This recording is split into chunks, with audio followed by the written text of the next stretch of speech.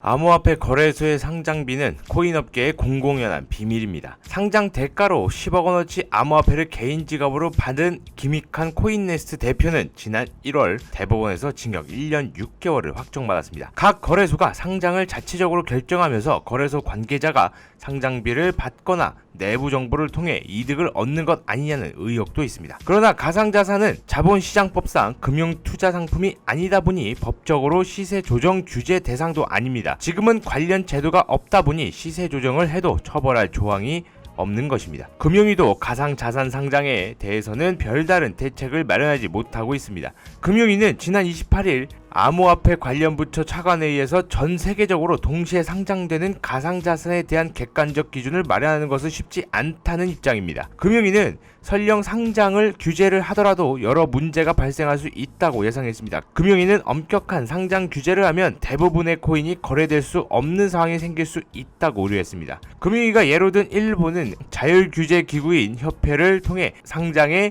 간접적으로 개입하고 있습니다. 지난 4월 기준 일본의 대형 거래소에 상장된 가상 자산은 2개에서 12개뿐입니다. 현재 수백 개의 코인이 상장된 한국 거래소에 강한 상장 규제가 추가되면 시장 위축이 불가피해 보입니다. 이를 막기 위해 완화된 상장 기준을 세운다면 그것 또한 문제가 될 것이라는 게 금융위의 고민입니다. 금융위는 완화된 상장 기준이 마련된다면 상장 기준을 마련하는 행위 자체가 가상자산에 대한 투자 심리를 부추길 수 있다면서 시장이 과열될 수 있다고 봤습니다. 결국 지금은 거래소 상장에 대해선 건들지 않겠다는 입장입니다. 최근 가상자산법을 마련 중인 여러 국회의원들도 코인 상장을 어떻게 규제할지를 고민하고 있습니다. 권은희 국민의당 의원은 지난 5월 28일 정부가 발표한 가상자산 정책에 대해 정부가 입장이 있다는 것은 긍정적이지만 가상자산화폐 공개 상장에 대한 언급이 없다며 다음 주 발의할 예정인 가상자산법에